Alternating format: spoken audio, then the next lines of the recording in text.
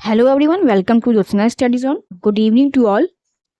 जैसा कि आप सभी जानते हैं कि हम यूजीसी नेट जेआरएफ जून 2024 में जो इसका एग्ज़ाम होने वाला है उसी की प्रिपरेशन कर रहे हैं और इसी के मद्देनज़र हम लोग वोकल एंड इंस्ट्रूमेंट के लास्ट ईयर्स में हुए क्वेश्चन पेपर को सॉल्व कर रहे हैं, जिसमें कि हम वेरी इंपॉर्टेंट क्वेश्चंस को देख रहे हैं। तो चलिए हम स्टार्ट करते हैं अपने आज के सेशन को। इसके पहले के सेशन में हम लोगों ने पार्ट 1 से लेके 4 तक को सॉल्व कर लिया है। आज के सेशन में हम पार्ट 5 को देखेंगे। तो चलिए हम स्टार्ट करते हैं अपने आज के सेशन को। और अगर अभी तक आपने चैनल को सब्सक्राइब नहीं किया हुआ है तो प्लीज़ चैनल को सब्सक्राइब कर लीजिए और बेल आइकन को प्रेस कर दीजिए, जिससे कि चैनल पर आने वाली सभी इन्फॉर्मेशन सबसे पहले आपको मिले। और इसके साथ ही साथ आप मेरे टेलीग्राम चैनल पे, व्हाट्सएप चैनल पे और इंस्टाग्राम चैनल पर भी जुड़ सकते हैं, मुझे फॉलो कर सकते हैं। वहाँ पर मैं समय समय पर आपको एग्ज़ाम से रिलेटेड इन्फॉर्मेशन प्रोवाइड करती रहती हूँ। तो चलिए हम स्टार्ट करते हैं अपने आज के सेशन को और देखते हैं अपने आज के सेशन का पहला क्वेश्चन। पहला क्वेश्चन है, नाट्यशास्त्र में पुष्कर के वादन हेतु कितने वर्ण हैं? 16, 17, 18 या 19? इस क्वेश्चन का राइट आंसर क्या होगा? पुष्कर वाद्य की अगर बात करें तो पुष्कर वाद्य में वादन हेतु 16 वर्णों का प्रयोग किया जाता है। 16 वर्ण इसके होते हैं। नाट्यशास्त्र जो कि भरत मुनि जी द्वारा लिखा गया है, यह आप सभी को पता है। भरत मुनि जी इनके रचयिता हैं। और पुष्कर वाद्य के रचनाकार कौन है? इनके रचनाकार हैं स्वाति मुनि जी। मैंने लास्ट क्लासेस में इसको बताया हुआ है। स्वाति मुनि जी पुष्कर वाद्य के रचयिता हैं। और अगर बात करें कि ये 16 वर्ण कौन कौन से हैं, तो चलिए हम देख लेते हैं कि ये 16 वर्ण कौन कौन से हैं। तो इसका पहला वर्ण है धा, दूसरा म, तीसरा है हा, चौथा क, पांचवा हा, छठा है ठा, सातवां ता, आठवां है था, नौवां रा, 10वां है ग, 11 दा, 12 है खा, 13 ला,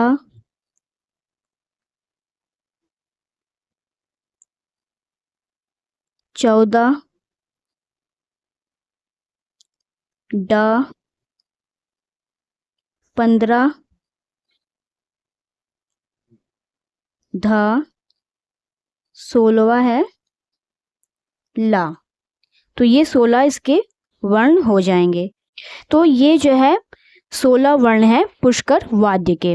इसमें अगर हम देखें, आपको पता होना चाहिए कि पुष्कर वाद्य कितने प्रकार का होता है। 3 भाग होते हैं पुष्कर वाद्य के।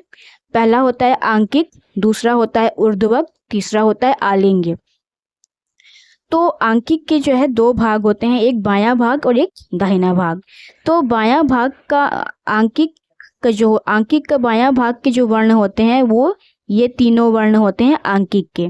और दक्षिण के बात करें कि दक्षिण वर्ग का जो वर्ण होता है वो ये होता है और ये होता है। ये 6 वर्ण जो है दक्षिण भाग के होते हैं। यानी आंकिक जो वर्ण है, आंकिक भाग जो है उसका 2 मुख होता है। तो बाएं मुख का जो वर्ण है वो ये तीनों हो जाएगा और दाहिने मुख का वर्ण ये 6 हो जाएंगे। उसके बाद ऊर्ध्वक के अगर बात करें तो ऊर्ध्वक का वर्ण ये दोनों हो जाएगा और आलिंग के ये हो जाएंगे 5। तो इस प्रकार से नाट्यशास्त्र के पुष्कर में वादन हेतु 16 वर्ण प्रयोग होते हैं। उसके 16 वर्ण हैं जो कि ये सब होते हैं। मैंने आपको सब बता दिया, जो कि 3 भागों में बटे हुए हैं पुष्कर वाद्य। उसके किस किस मुख से कौन कौन से वर्ण निकलते हैं, ये मैंने आपको बता दिया। आई होप कि आपको ये क्लियर हो गया होगा। तो इस क्वेश्चन का राइट आंसर ऑप्शन 1 हो जाएगा 16। नेक्स्ट क्वेश्चन है, ताल लक्षण ग्रंथ के लेखक कौन है? ताल लक्षण ग्रंथ के लेखक कौन है? शांडिल्य, शार्दुल, दत्तिल या कोहल?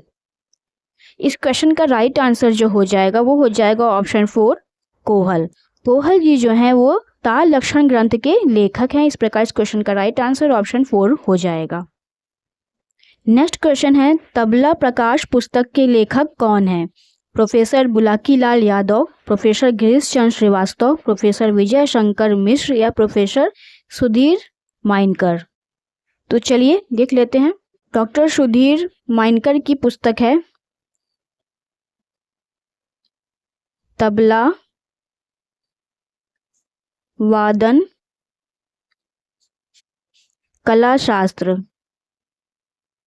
ठीक है, तबला वादन कला शास्त्र। प्रोफेसर विजय शंकर मिश्र की पुस्तक है तबला पुराण।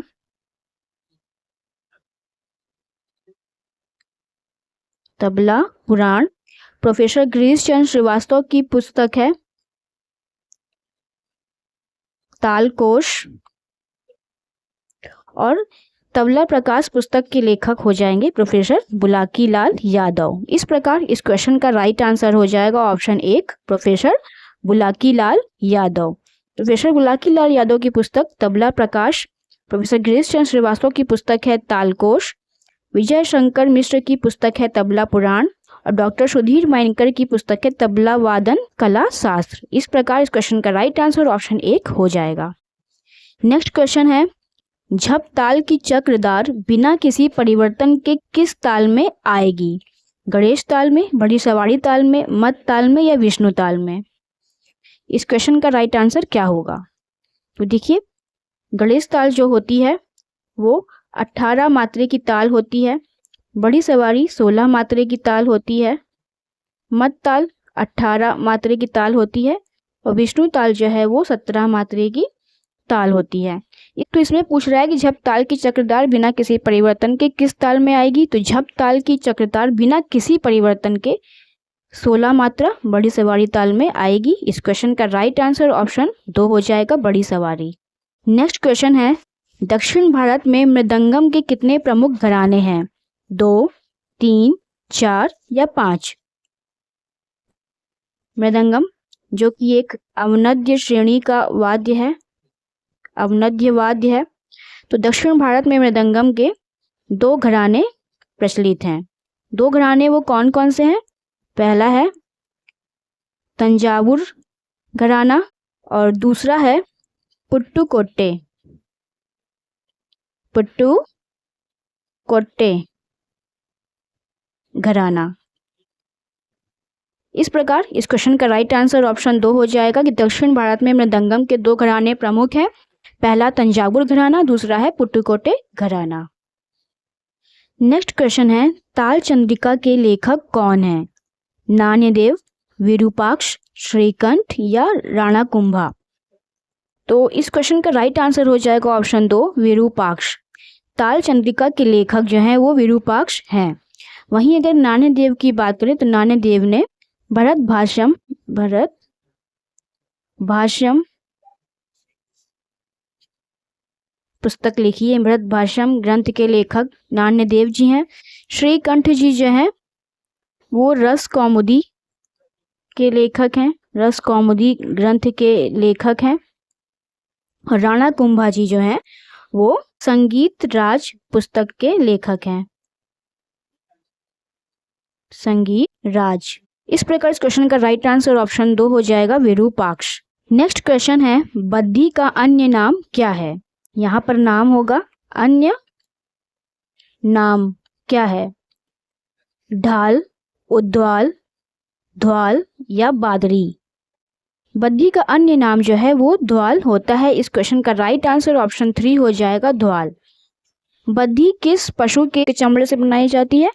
तो ऊंट के चमड़े से बनाई जाती है। इस क्वेश्चन का राइट आंसर हो जाएगा ऑप्शन 3 ध्वाल।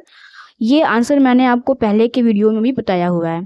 तो चलिए हम चलते हैं अपने नेक्स्ट क्वेश्चन पे। नेक्स्ट क्वेश्चन है, कौन सा पाश्चात्य अवनद्यवाद नहीं है?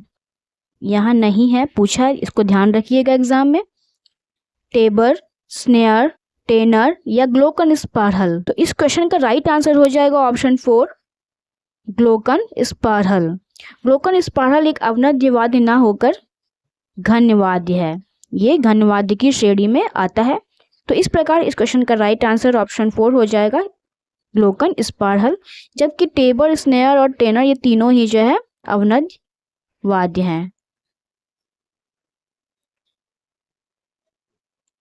तो इसका सही आंसर ऑप्शन 4 हो जाएगा। नेक्स्ट क्वेश्चन है, निम्नलिखित में से राजस्थान का लोक नृत्य कौन सा है? कावड़ी, करचालतम, कच्ची घोड़ी या गरबा।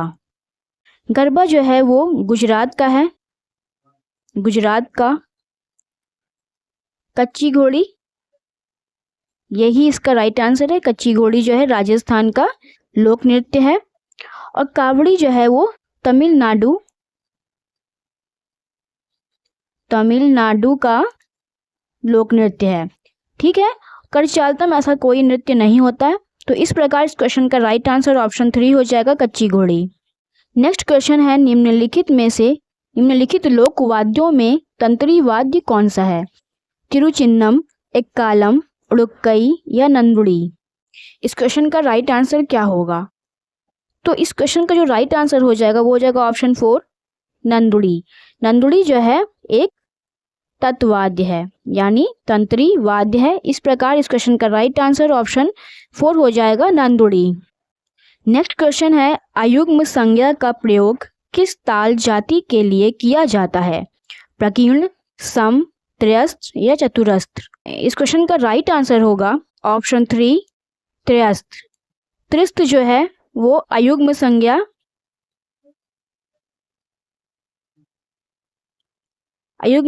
है। अयुग्म संज्ञा का प्रयोग जो है त्रिस्थ जाति के लिए किया जाता है और युग्म संज्ञा का प्रयोग जो है चतुरस्थ जाति के लिए किया जाता है। इस प्रकार इस क्वेश्चन का राइट आंसर ऑप्शन 3 हो जाएगा, त्रिस्थ। क्वेश्चन है, सुर सिंगार की रचना किसके द्वारा हुई है? गुलाम खां, जाफर खां, विलास खां या सिद्धार्थ खां। इस क्वेश्चन का राइट आंसर हो जाएगा ऑप्शन 1, गुलाम खां। सुर सिंगार की रचना जो है गुलाम खां जी के द्वारा हुई है। इस प्रकार इस क्वेश्चन का राइट आंसर ऑप्शन 1 हो जाएगा, गुलाम खां। और जफर खां की बात करें, जफर खां जी जो है वो सितार वाद्य से संबंधित हैं। विलास खां भी सितार से संबंधित हैं, जबकि सिद्धार्थ खां जो है वो तबला से संबंधित हैं। इस प्रकार इस क्वेश्चन का राइट आंसर ऑप्शन 1 होगा कि सुर सिंगार की रचना गुलाम खां जी के द्वारा हुई है। नेक्स्ट क्वेश्चन है, संगीत रत्नाकर के किस अध्याय में वाद्य वृंद की चर्चा की गई है? प्रबंधाध्याय, प्रकीर्णाध्याय, वाद्याध्याय या राग विवेका अध्याय। इस क्वेश्चन का राइट आंसर क्या होगा?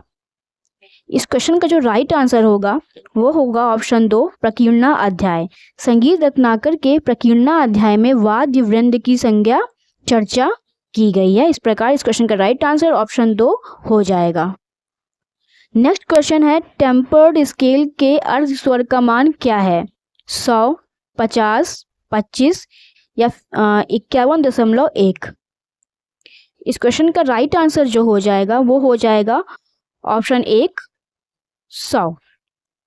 टेम्पर्ड स्केल का अर्ध स्वर जो है वो 100 सेंट, यहाँ पर 100 सेंट होगा और ये सभी में होगा 100 सेंट। तो टेम्पर्ड स्केल का अर्ध स्वर का मान जो होता है वो 100 होता है। इस क्वेश्चन का राइट आंसर ऑप्शन 1 हो जाएगा, 100 सेंट। नेक्स्ट क्वेश्चन जो कि आज का लास्ट क्वेश्चन है, नाट्य शास्त्र में ताल विधानाध्याय कौन सा है? 28वां, 29वां, 30वां या 31वां। तो इस क्वेश्चन का जो राइट आंसर हो जाएगा वो हो जाएगा ऑप्शन 4, 31वां अध्याय। नाट्य शास्त्र में ताल विधानाध्याय जो है वो 31वां अध्याय होता है, जबकि 28वें अध्याय की बात करें तो ये अध्याय हो जाता है जाति विकल्प। जाति विकल्प अध्याय हो जाएगा 28वां अध्याय। और वहीं 29वें अध्याय की बात करें तो तत्आदोध्य अध्याय। और 30वें अध्याय की बात करें तो यहाँ पे सुशिर आतोद्य अध्याय हो जाएगा। तो इस प्रकार इस क्वेश्चन का राइट आंसर जो हो जाएगा वो ऑप्शन 4 हो जाएगा। 31वां अध्याय कि नाट्यशास्त्र में ताल विधानाध्याय जो है वो 31वां अध्याय होता है। इस क्वेश्चन का राइट आंसर ऑप्शन 4 हो जाएगा। तो फ्रेंड्स, ये वीडियो आपको कैसी लगी कमेंट में ज़रूर बताइएगा और चैनल को सब्सक्राइब करके बेल आइकन को ज़रूर से प्रेस कर दीजिएगा। इसके साथ ही साथ आप मेरे टेलीग्राम चैनल, व्हाट्सएप चैनल और इंस्टाग्राम चैनल पे भी मुझे फॉलो कर सकते हैं, जहां कि मैं आपको समय समय पर एग्जाम से रिलेटेड इन्फॉर्मेशन प्रोवाइड करती रहती हूं। तो चलिए फ्रेंड्स, हम मिलते हैं नेक्स्ट वीडियो में। तब तक के लिए आप अपनी प्रैक्टिस को कंटिन्यू करते रहिएगा। हम मिलते हैं नेक्स्ट वीडियो में और क्वेश्चंस के साथ। Thank you.